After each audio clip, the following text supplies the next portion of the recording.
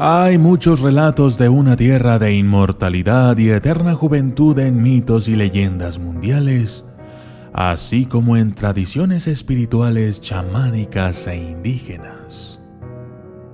Los tres mundos o reinos del chamán mongol Darhat, en su obra reciente Sky Shamans of Mongolia, Kevin Turner nos dice que los tres mundos o reinos del chamán mongol Darhat no consisten en un mundo tradicional superior, medio e inferior, sino que se superponen a realidades dimensionales, más en línea con una perspectiva holográfica. Estos lugares están poblados por deidades, espíritus y antepasados. En la tradición irlandesa es la tierra de Tir na Nog, donde se dice que reside una raza de seres sobrenaturales, aunque este otro mundo se adapta para incorporar el más allá, la tierra de verano de Wicca, así como los reinos chamánicos según otras interpretaciones.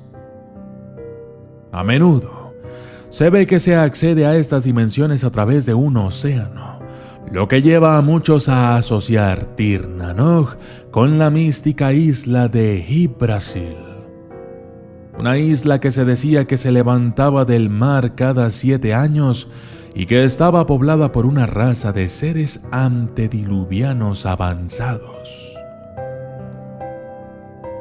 Sin embargo, el reino del Hada o el criptoterrestre se encuentran más a menudo a través de lugares considerados sagrados o que tienen una relación de algún tipo en relación con los días propicios en el ciclo anual, tales como solsticios, equinoccios y lunas nuevas.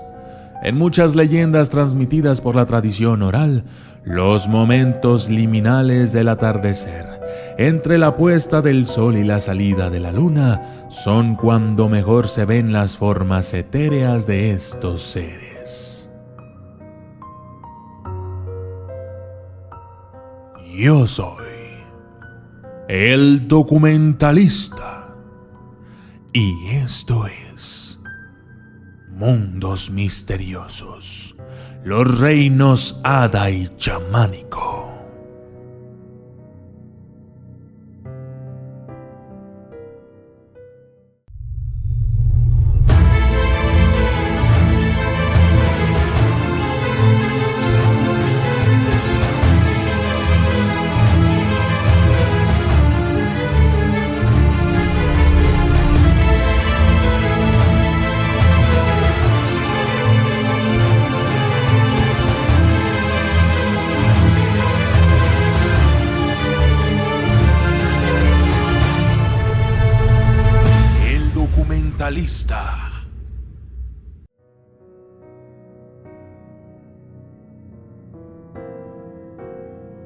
Atrapados en reinos mágicos.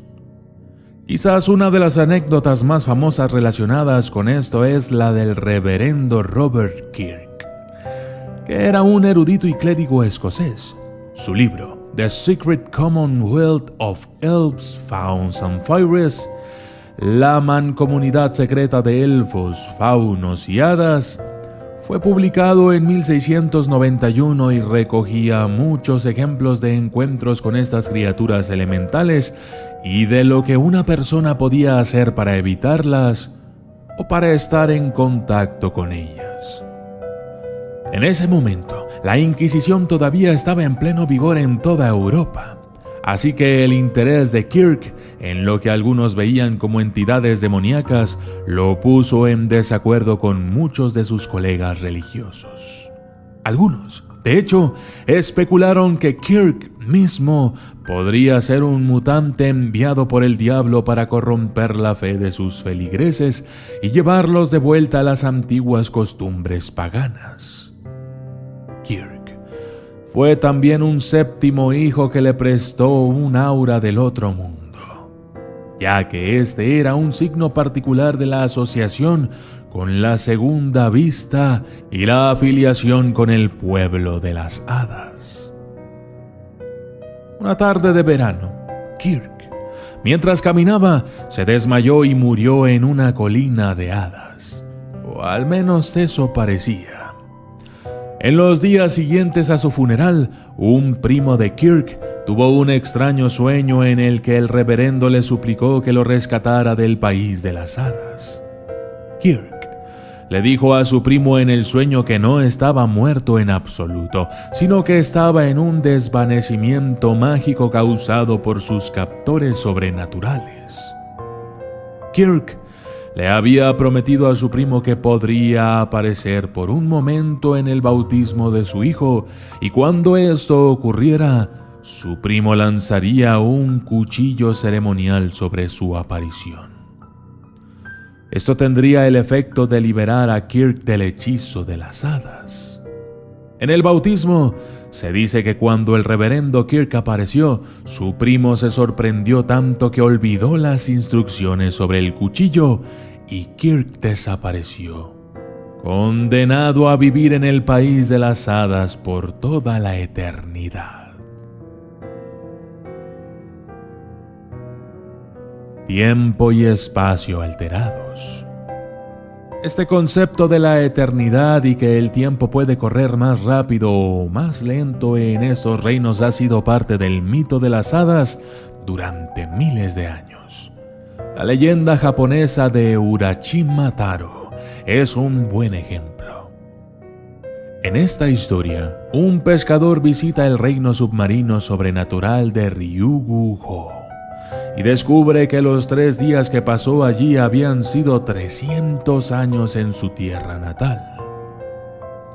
Ryugu-ho tiene algún simbolismo arquitectónico específico relacionado con el ciclo de la Tierra, ya que se decía que cada lado del reino era una estación diferente.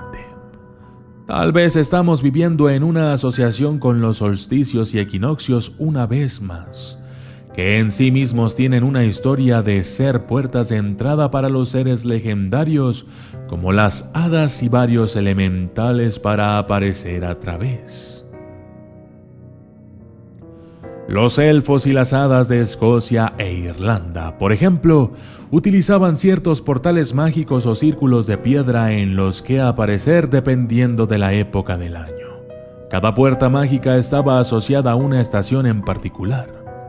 Existe una conexión potencial con los rituales chamánicos hebreos Set del Antiguo Egipto en este contexto, ya que cada área ceremonial se utilizaría una vez que se construyera una nueva estructura para el siguiente festival.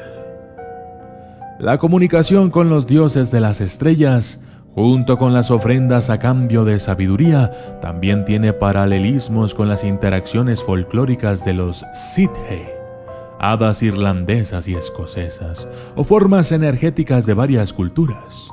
A veces, un sitio ritual tenía que ser dejado por un tiempo para permitir que su energía se reabasteciera y así los dioses pudieran ser alcanzados de nuevo en ceremonias posteriores. Otra conexión interesante es cómo el faraón sería considerado muerto pero aún vivo durante este ritual. Los sacerdotes lo considerarían fuera del tiempo y habiendo viajado a la Duat, el reino inmaterial del espíritu.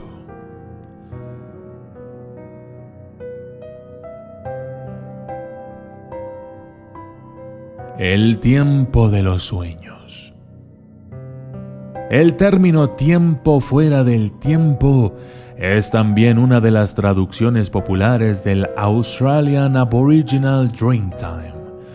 Específicamente, esta descripción se entiende mejor como eterna increada, y se refiere a una dimensión en la que todos los héroes y antepasados míticos existen y siempre han existido. Aunque hay muchas diferencias regionales, todas las connotaciones se relacionan con un lugar inmaterial e intemporal fuera del mundo físico. De hecho, hay mediadores míticos en la tradición aborigen llamados los Mimi, que se dice que enseñaron muchas habilidades a las primeras tribus aborígenes.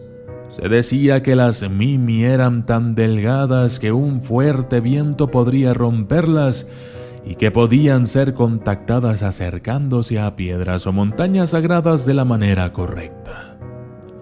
Estos lugares eran puertas a una dimensión inmaterial que existía fuera del mundo humano. A menudo, la Mimi engañaba a los humanos y ellos o sus lugares mágicos no eran respetados. Había un tipo de proceso chamanístico para contactar a la Mimi apropiadamente, y esto era llevado a cabo generalmente por hombres de alto grado, que eran los chamanes de las tribus aborígenes. En su obra pionera, Aboriginal Men of High Degree, Hombres aborígenes de alto grado, A.P. Elkin describe a estos hombres como sobrenaturales, por lo general supersensoriales, y derivan de dos fuentes. En primer lugar, de los héroes de culto del cielo artesanal y de los héroes totémicos, espíritus y fantasmas que pueden ser todos ellos uno. En segundo lugar, de la larga línea y la jerarquía u orden de los curanderos, que conducen de vuelta a los mismos héroes del tiempo del sueño. Sin embargo, el papel de las mujeres en la mediación con la Mimi también fue extremadamente importante. Había ciertas tareas y peticiones que solo podían ser solicitadas por una mujer y en las que se superaba el contexto de alto grado. En Wise Woman of the Dreamtime, Joanna Lambert explica: lo sutil, ambiguo, interconectado, intangible y más allá de la razón o la lógica emerge del reino de lo femenino universal y es la base de lo que se ha llamado magia o lo oculto.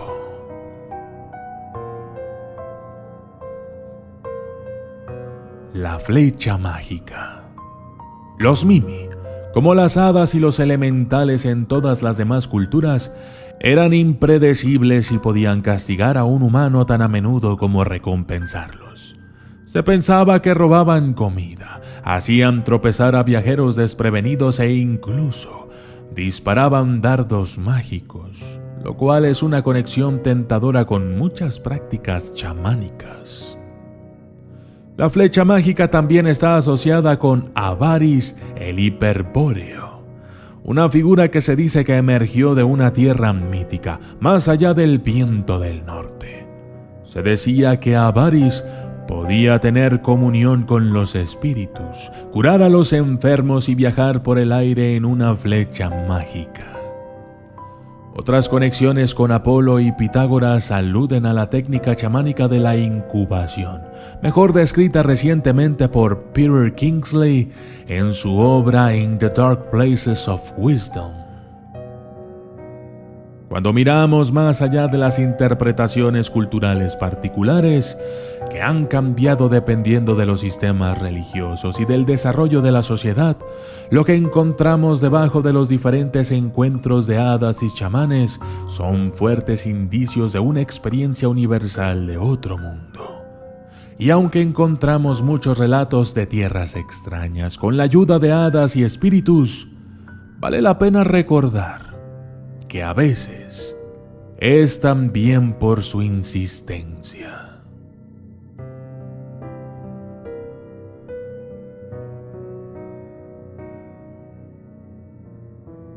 Yo soy el documentalista y esto fue Mundos Misteriosos, los reinos hada y chamánico.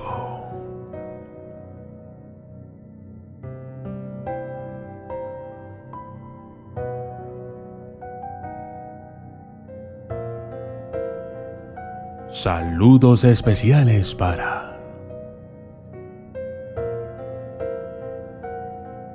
Matías Leiva, Martín Ernesto Guevara, Charles Javier Torres, Leonardo Aguilar, Top FSF, Gabriel Caribú, César Gómez Bustamante, Gabriel Machuca, Camarón Loco, Jonathan Steven Escobar Hernández, Henry Caramantina Lamo, Esmeralda Torres, FJ Crespo, Omar toca portugués, Jorge Antonio, Julieta Ávila y Gabriela Mendoza. Gracias y hasta la próxima.